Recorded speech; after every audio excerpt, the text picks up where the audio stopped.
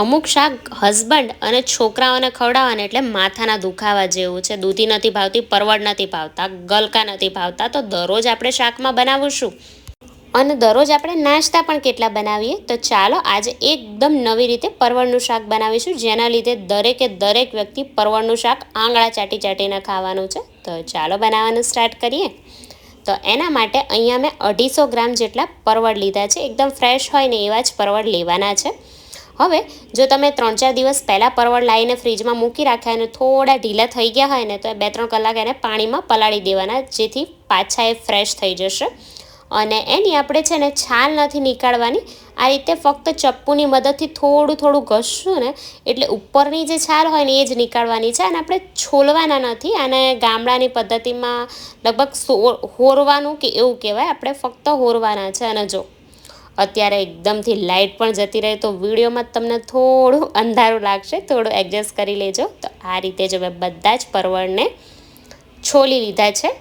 અને એને આપણે છે ને એકવાર સરસ પાણીથી ધોઈ લેશું. આમ તો મેં પહેલાં પણ પરવળને પાણીથી ધોયા હતા, પણ એકવાર આ રીતે થોડી છાલ નીકાળી હોય ને એટલે પાછા એને પાણીથી ધોઈ આપણે બધું જ પાણી નીકાળી લઈશું.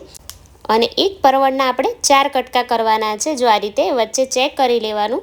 જો આ રીતે પીળો ભાગ હોય ને કાળા બિયા હોય ને એટલે આ પરવળ થોડું પાકેલું કહેવાય. તો આ જે વચ્ચેનો ભાગ છે ને એને આપણે અલગ કરી દઈશું અને આ રીતે એને ઊભું સમારી લેવાનું છે. આ રીતે મોટા કટકા જ આપણે એના રાખવાના છે.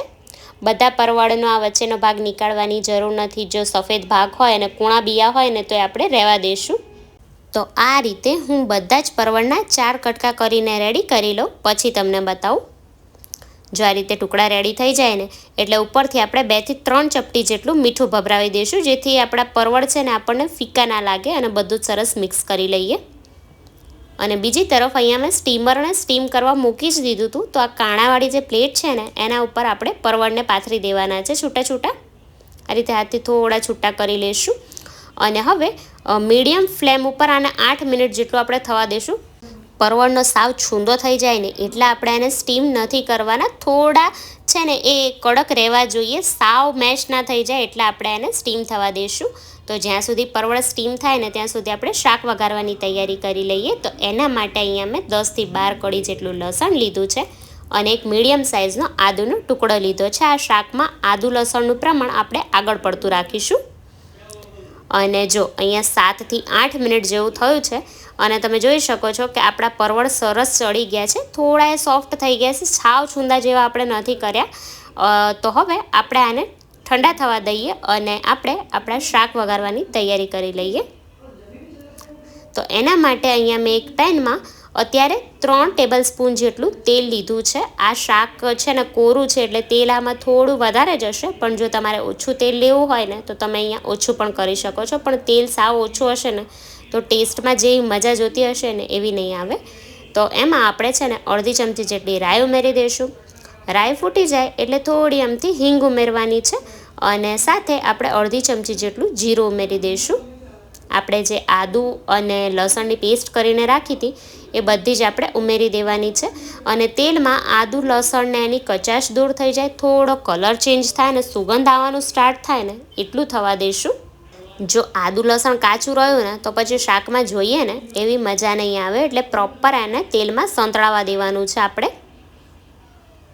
આદુ લસણ સંતળાઈ જાય એટલે એમાં આપણે 1/4 ચમચી જેટલી હળદર ઉમેરી દઈશું. 1.5 ચમચી જેટલું આપણે એમાં ધાણા જીરું ઉમેરવાનું છે. ધાણા જીરાનું પ્રમાણ પણ થોડું આપણે આગળ પડતું રાખવાનું છે. સાથે 1 ચમચી ભરીને આપણે એમાં લાલ મરચું પાવડર ઉમેરી દઈશું અને 1 નાની ચમચી જેટલો ગરમ મસાલો ઉમેરવાનો છે. મસાલાને થોડી વાર માટે તેલમાં સાંતળી લઈએ અને તરત જ હું એમાં થોડું અમથું પાણી ઉમેરી દઈશ, જેથી આપણા મસાલા બળી ના જાય.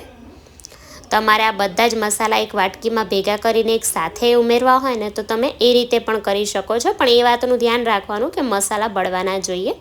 સાથે 1 નાની ચમચી જેટલો એમાં મેં મરી પાવડર ઉમેર્યો છે. મરી પાવડરનો ટેસ્ટ આ શાકમાં ખૂબ જ સરસ આવે છે.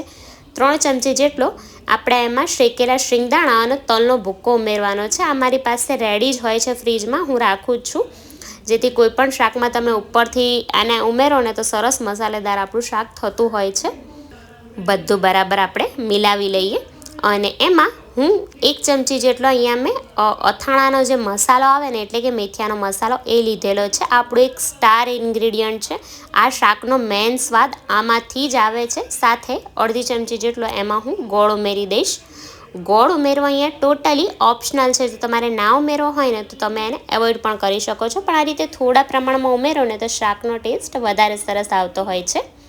અને એમાં હું અડધી વાટકી જેટલું અત્યારે મેં પાણી ઉમેર્યું છે. અને હવે આપણે બધું જ સરસ એકરસ થઈ જાય, તેલ છૂટું પડી જાય ને એટલું શાકને ઢાંકીને ખદખદવા દઈશું.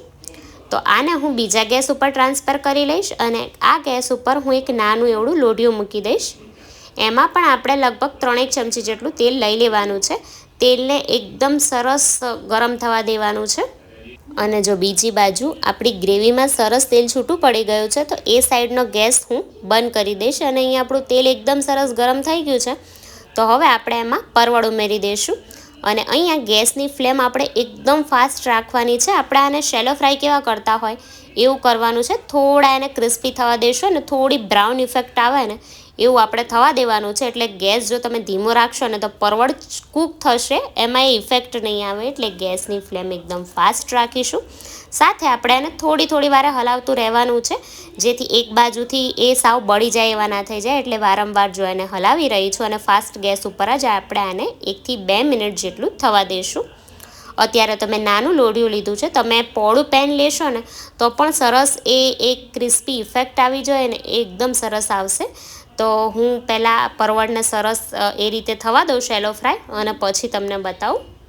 અને અહીંયા તમને એ પણ સવાલ થશે કે આને આ રીતે શેલો ફ્રાય જેવા કરવાની શું જરૂર છે? સ્ટીમ તો છે, કૂક છે ઓલરેડી, તો એને સીધા જ ગ્રેવીમાં ઉમેરી દઈએ તો પણ જો સીધા તમે ઉમેરશો ને તો એ જે ટેસ્ટ આવવો જોઈએ ને એ નહીં આવે. એટલે આ પ્રોસેસ કરવી ખૂબ જ જરૂરી છે. તો અહીંયા 2 થી 3 મિનિટ જેવું થયું છે અને તમે જોઈ શકો છો કે જો સરસ એનો છાલનો પણ કલર ચેન્જ થઈ ગયો છે અને એ જે ક્રિસ્પી ઇફેક્ટ આવી જોઈએ ને એ આવી ગઈ છે. તો હવે આપણે છે ને પરવળને ગ્રેવીમાં ઉમેરી દેવાના છીએ. પહેલાં જ્યારે હું પરવળનું સાદું શાક બનાવતી ને ત્યારે ના બાળકો ખાય ના મારા હસબન્ડ ખાય, તો એમના માટે મારે બીજું કંઈ શાક બનાવવું પડતું. પણ જ્યારથી હું આ રીતે પરવળ બનાવું છું ને ત્યારથી બધા જ એને હશે ખાઈ લે છે.